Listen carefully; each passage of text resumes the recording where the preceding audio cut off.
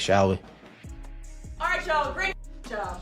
Great job. We did a lot of great. First things first, before we get into this, I never want to see this much of Stephanie White's arms ever again. That right there is what passive aggression looks like in professional basketball. Stephanie White just coached a win against the Las Vegas Aces without A'ja Wilson. And instead of celebrating her team's effort, she's taking shots at the player who put butts in seats all season long. That locker room speech wasn't a pep talk. It was a message. And Caitlin Clark heard it loud and clear, even though she wasn't in the building. Keep it a buck. Stephanie, put the blazer on, put a t-shirt on, put a long sleeve shirt. You don't see me walking around in guinea tees in front of the camera, do you? Let's hear what she's got to say. All right, y'all. Great job. Great job. We did a lot of great things. I'm sure this has to be. Boys 7 turnovers. Season low. You hear that, Caitlin? Take care of the ball. You give yourself a chance. The subtext is screaming. White standing there with her notes in hand, making sure she hits every talking point that undermines her franchise player. This isn't coaching. This is politics, and the timing tells you everything you need to know about what's really happening inside that organization. The Indiana Fever beat a depleted Aces team that was missing their best player, and somehow this became an opportunity to prove they're better without their actual best player. Think about that logic for a second. The Aces sat A'ja Wilson likely to protect her for the playoffs, and Becky Hammon basically handed Stephanie White a gift-wrapped narrative, and White took it and ran straight to the podium to throw shade at the rookie who saved her franchise from irrelevance. I'm sorry, folks. That's my bad. The Indiana Fever played yesterday as well. The Indiana Fever went up against the A'ja Wilson-less Las Vegas Aces. So you have the Indiana Fever without Caitlin Clark. You have the Las Vegas Aces without A'ja Wilson. I see some people cheering and doing backflips because the Indiana Fever beat the Las Vegas Aces without A'ja Wilson. Now, watch how this whole thing got framed from the beginning. He opens talking about England going into Aztec, building drama about hostile environments and pulling off victories on the road. Then he pivots to Norway and then, almost as an afterthought, oh yeah, the Fever played too. That's the setup.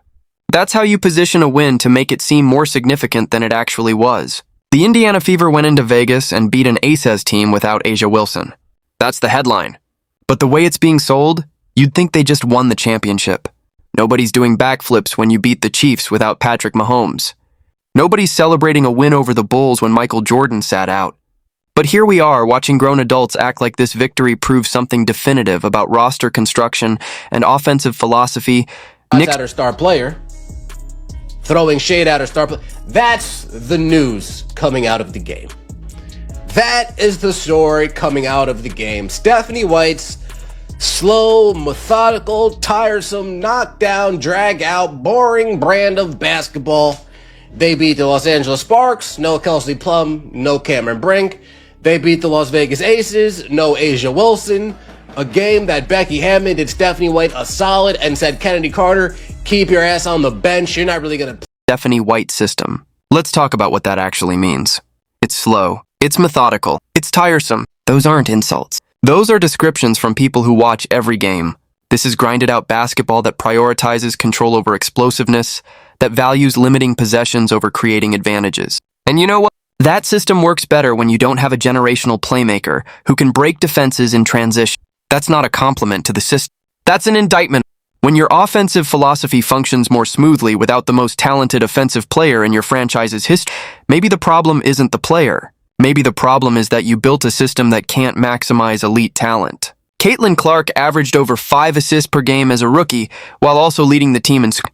But music, sure, 7 turnovers in a game against a depleted opponent without your star player is the real accomplishment we should be celebrating. The Fever beat the Sparks without Kelsey Plum and Cameron Brink. They beat the Aces without A'ja Wilson. Those are the signature wins being held up as evidence that this team has figured something out. What they figured out is how to beat undermanned opponents while their franchise player recovers from an injury. That's not a playoff formula. That's a convenient narrative that falls apart the second they face a healthy contender. At the end of the game, I smell something fishy here.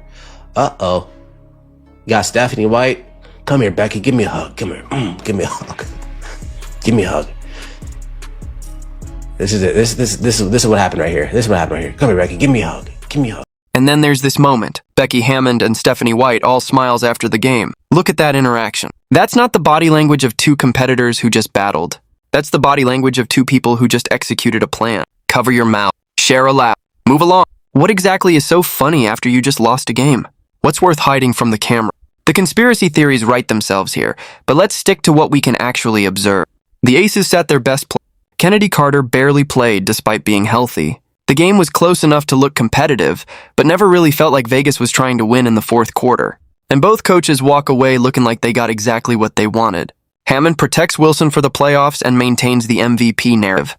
White gets her proof of concept game to show the front office that her system works without the ball-dominant rookie. Not to mention covering her face when she's talking. Yeah. Why is White dressed like Michael Jackson? Well, you know what? Like Michael Jackson, she needs to beat it. Just beat it. Yeah, she needs to get out of here. Fixed, rigged, and corrupt.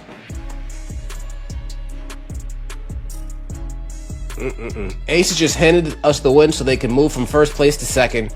Just stop being ridiculous. We all do. Never good when they go for a mouth cover at the end of the game. And now during the game, they threw this. Then the broadcast throws up the graphic. With Caitlin Clark, the Fever are 17-13. Without Caitlin Clark, they're 18-15. The plus-minus with her is +3. Without her, it's 0. And suddenly, you've got talking heads on television debating whether Indiana is actually better without their franchise player. Let's break down why these numbers are meaningless. Sample size for starters. The games without Clark include preseason, early season matchups against bottom feeders, and now a couple of games against injured opponents. The games with Clark include the entire brutal stretch where she was learning professional basketball while getting targeted by veterans who resented her popularity. Context matters, but context doesn't generate clicks, so we get surface-level stat comparisons presented as definitive evidence. The defense is better without her, they say. The ball movement is smoother, they say. The assists are distributed more evenly, they say. All of that might be technically true in a tiny sample size, and all of it ignores the fundamental question.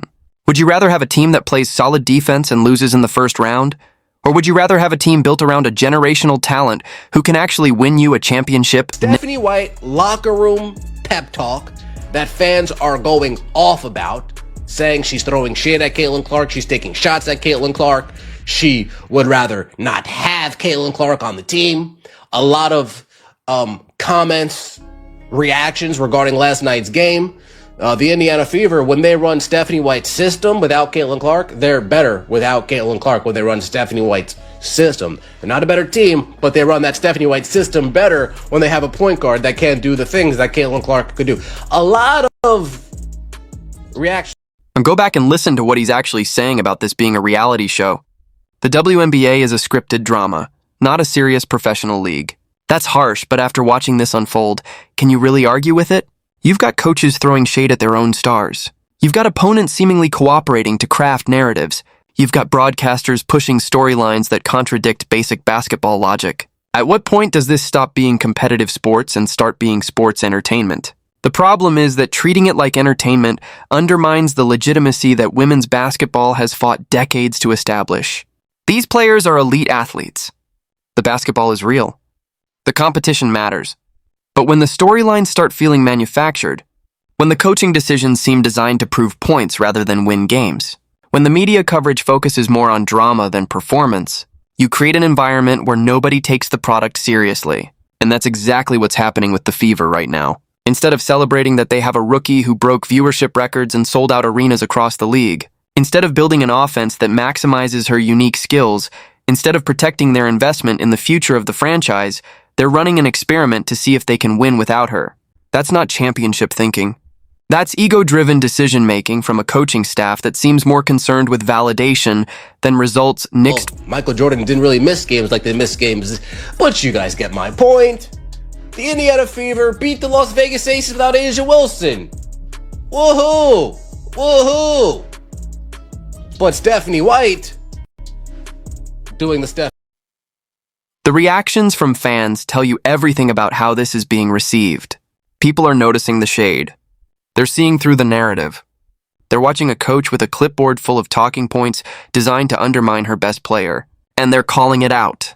This isn't subtle. This isn't reading between the lines. This is Stephanie White standing in front of cameras and making sure everyone knows that her team played better without Caitlin Clark. except they didn't play better. They beat a bad opponent that was missing its best player. They executed a game plan against a team that wasn't trying to win. They ran their system against a defense that didn't have the personnel to stop them. And somehow this became evidence that the system works and the star player is the problem. That's not analysis, that's agenda. Here's what makes this whole situation so problematic for the Fever's future. Caitlin Clark is on a rookie contract. She's making a fraction of what she's worth. She's driving revenue that the franchise hasn't seen in its entire existence. And she's doing all of this while dealing with a coaching staff that seems determined to prove they don't need her. What happens when her contract is up? What happens when she has the leverage to demand a trade or sign elsewhere? The WNBA doesn't have the same restrictions as the NBA when it comes to player movement. The money is different, the market dynamics are different. If Clark decides she wants to play for a coach who actually appreciates her talent, she's going to have options. And the Fever are going to be left explaining to their fan base why they let a generational player walk because they were too stubborn to adapt their system to her strengths. Think about the position this puts Clark in right now. She's watching her team win without her.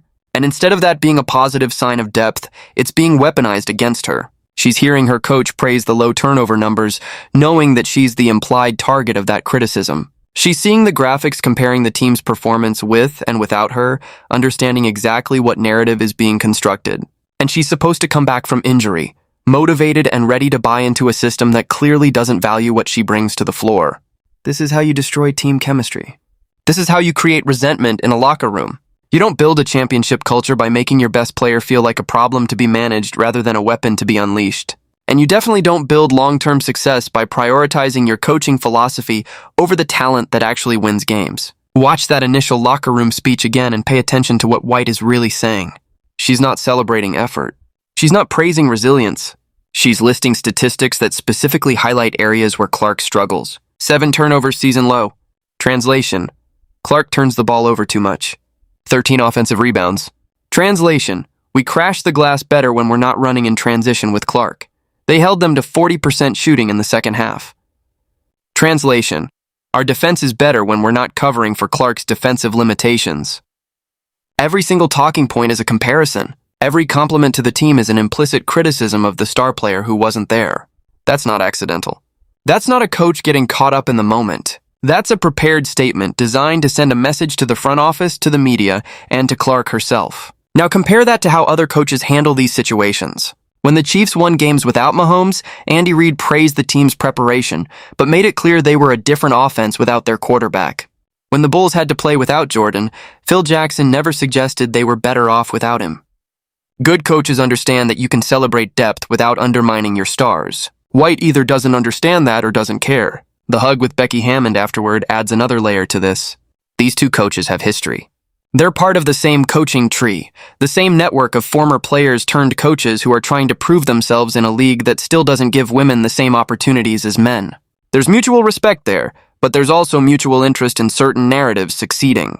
Hammond needs the MVP narrative for Wilson to stay strong, even when Wilson sits out games. White needs the "we're better without Clark" narrative to justify her coaching decisions and her system. So what happens when those interests align? You get a game that feels off. You get a result that serves both coaches' purposes. You get post-game interactions that look more like celebration than competition. And you get fans who are paying attention asking uncomfortable questions about whether they just watched basketball or theater. The reality is probably somewhere in the middle. Did the Aces throw the game? Probably not explicitly. Did they have extra motivation to win without their best player? Also probably not. Did both teams approach this game with agendas beyond just winning and losing? Absolutely. And that's what makes this feel less like sports and more like storyline management. The broader implication here is about how the WNBA markets itself and manages its stars.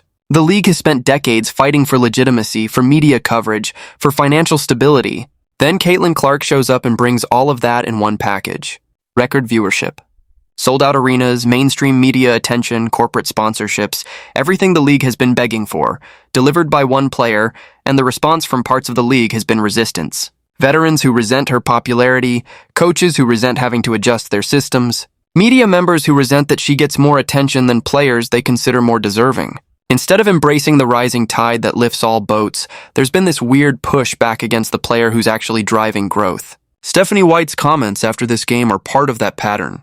Instead of acknowledging that Clark's absence is a loss for the team and the league, instead of expressing eagerness to get her back healthy, She's using the moment to validate her coaching philosophy at Clark's expense. That's short-sighted. That's ego over strategy. And that's exactly the kind of thinking that has kept women's basketball from reaching its potential for so long. The fans get it. The reactions online show that people see through this. They understand that beating a depleted opponent doesn't prove your system works. They recognize shade when they see it. They know that a coach who's more concerned with being right than winning championships is a coach who's going to waste generational talent, and they're not afraid to call it out. So where does this leave the Fever moving forward? They've got a decision to make. They can double down on Stephanie White's system, continue trying to prove they don't need Caitlin Clark to be the focal point, and hope that grinding out wins against injured opponents translates to playoff success. Or they can recognize that they have a once-in-a generation talent, build an offense that maximizes her skills, and actually compete for championships. The smart money says they'll try to have it both ways. They'll bring Clark back, give her the ball, and then blame her when the slow-paced system doesn't generate enough offense. They'll point to games like this one and say, "See, we can win without you being dominant." While ignoring that, winning without your star against bad opponents is not the same as winning championships with your star against elite competition. And if that's the path they choose, Caitlin Clark will be gone the first chance she gets. She'll go to a team that actually wants to build around her. She'll play for a coach who sees her talent as an asset rather than a problem. And the Fever will go back to playing in front of 300 people, wondering where it all went wrong with Stephanie White still insisting her system works, if only she had the right players to run it. That's the real story here. Not that the Fever won a meaningless game against a depleted opponent, but that their coach used that win as an opportunity to undermine their franchise player.